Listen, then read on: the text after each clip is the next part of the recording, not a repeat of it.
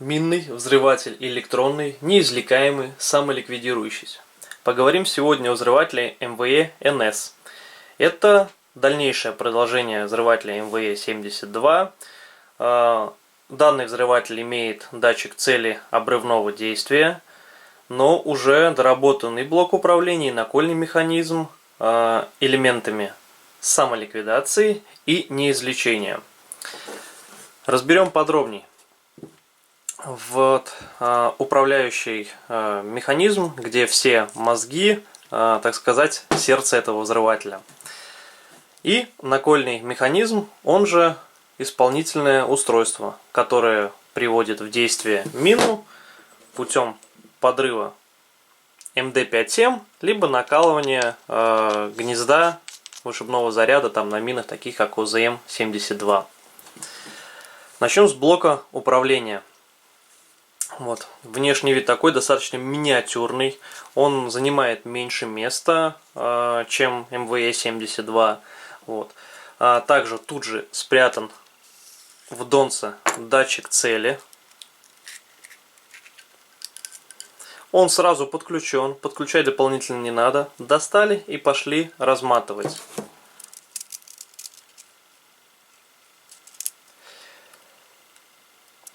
Как видим, датчик цели здесь, он выполнен как одинарный провод, но это двойной. То есть тут две жилы, но соединены в одну. В отличие от датчика цели с МВЕ-72.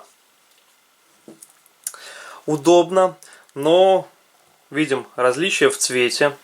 И по личному опыту скажу, что датчик МВЕ-72 в дневное время в лесистой местности заметен менее, чем датчик МВЕ НС. Он толще, потому что он двойной, и он темнее, он бросается в глаза. Ну, не говорим, если там это такой достаточно густой подлесок, все затенено, то в принципе он будет сливаться. Но вот именно в среднем лесу, где достаточно много света, за счет своей, так сказать, отражаемости света и бликов, которые могут давать от МВЕ-72, вот этот датчик, он больше маскируется, но это вот так сказать, из личного. Так, дальше перейдем. Вот датчик цели. Дальше сверху у нас находится ЧК механизма дальнего взведения. В этом взрывателе механизм дальнего взведения электронного типа с временем приведения в боевое положение 7 или 30 минут. Понять, какое именно время будет, вот по вот данной маркировке. Будет либо 7, либо 30. Ну, на личной практике я ни разу не встречал МВЕ НС с маркировкой 30 и с 30-минутной системой, механизма дальнего возведения. Тут время не выстраивается, а уже в плату зашито уже определенное время, поэтому вот такая печатная маркировка прямо на корпусе есть. То есть вот в основном только вот такие вот 7-минутные. Также рядом идет светодиод, который будет информировать нас о исправности или неисправности мины при выдергивании предохранительной чеки.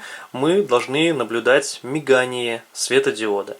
Если светодиод не мигает, значит взрыватель подлежит утилизации. То есть мы снимаем, разбираем и заменяем его.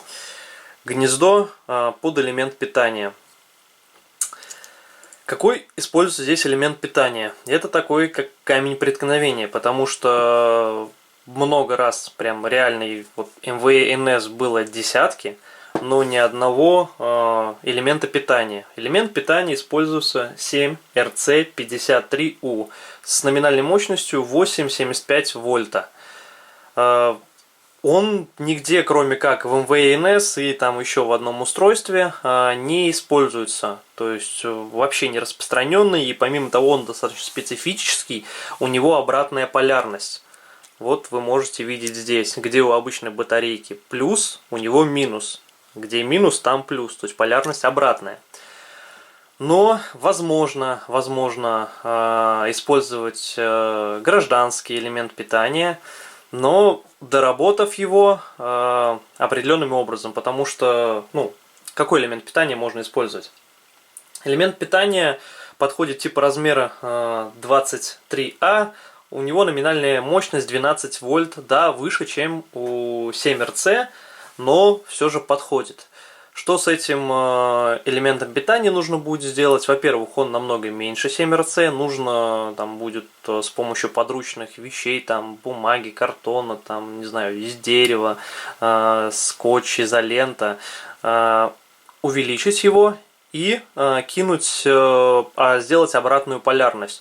То есть с плюса вывести на минус, ну, сделать так, чтобы при всовывании элемента питания в управляющее устройство, то есть у нас соблюлась вот такая вот полярность. То есть это делать путем, там, просто перекинули провод, с плюса вывели его на, то есть, ну, выносной контакт. Вот. Заморочено, но как бы альтернатив нет, потому что 7RC реально, то есть, ну, достаточно проблематично. Нет, они встречаются, да, как бы они бывают, но это вот как запалами МД9 у ПМН, то есть, да, они есть, но как бы не всегда они будут в наличии. Итак, также в блоке управления там встроен механизм самоликвидации. При падении напряжения элемента питания менее чем 6,8 вольта, то есть опускается, то есть садится он, на плате есть механизм самоликвидации. То есть села батарейка, произошел подрыв. Попытались выкрутить элемент питания, произошел подрыв. Вот так вот улучшили мозги вот у данного взрывателя. Дальше перейдем к самому интересному. Это исполнительное устройство или накольный механизм. Накольный механизм также оснащен элементами неизлечения. В нем используется инерционный элемент неизлечения на основе шарикового размыкателя. Если на камеру будет слышно, вот в верхней полости тут находится шариковый размыкатель. При тряске, либо при наклоне накольного механизма происходит подрыв. Поэтому его не выкрутить, не мину перенести будет невозможно. То есть данный взрыватель полностью неизвлекаемый. Вот его основные, так сказать, технические характеристики и тонкости применения.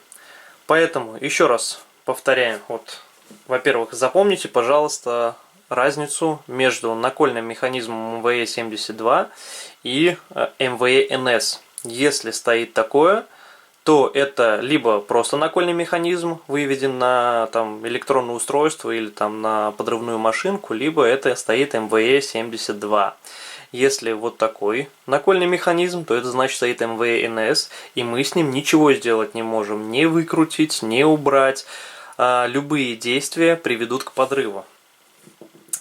Подробнее. То есть, начали выкручивать, или потрясли мину, произошел подрыв. Попытались обрезать провода, произошел подрыв. Попытались вытащить элемент питания, произошел подрыв. Села батарейка, произошел подрыв. Вариантов нет. Да, вроде удобные, универсальные, ну, потому что поставил и точно ее не снимут. Но из этого вытекает ее минус. Он очень чувствителен. Особенно чувствителен накольный механизм. Если рядом взорвется там артиллерийский снаряд, если рядом взорвется мина, то взрывной волной он просто треснет дерево или треснет накольный механизм и произойдет подрыв. Поэтому также в штатной документации идет пометка о том, что, например, мины МОН-50 нельзя устанавливать с этими датчиками реально не ближе 50 метров. То есть, ну и там так далее. То есть, ну, как бы смысла там в метрах приводить не стоит, потому что, ну, там от местности зависит, от места установки другого взрывного устройства. Но чтобы понимали, от взрывной волны данный накольный механизм может сработать. Также он может сработать от проезда гусеничной техники. То есть рядом с тропами, например, лесопосадка, вдоль которой идет дорога, и по ней может проехать гусеничная техника, данный взрыватель лучше не использовать, потому что просто будет инициация из-за вибрации, которую делает техника. Вот такой вот у нее минус. Если МВЕ-72 мы поставили и пока там не перебили провод, у нас подрыва не произойдет или кто-то его сорвет. Да, ну вопрос то, что ее снять могут. Но в МВНС у нас может произойти непреднамеренное срабатывание во время обстрелов, проезда техники, ветка могла упасть, дерево пошевелилось, там, ну, просто, грубо говоря, какое-либо физическое воздействие на накольный механизм оказали, произошел подрыв.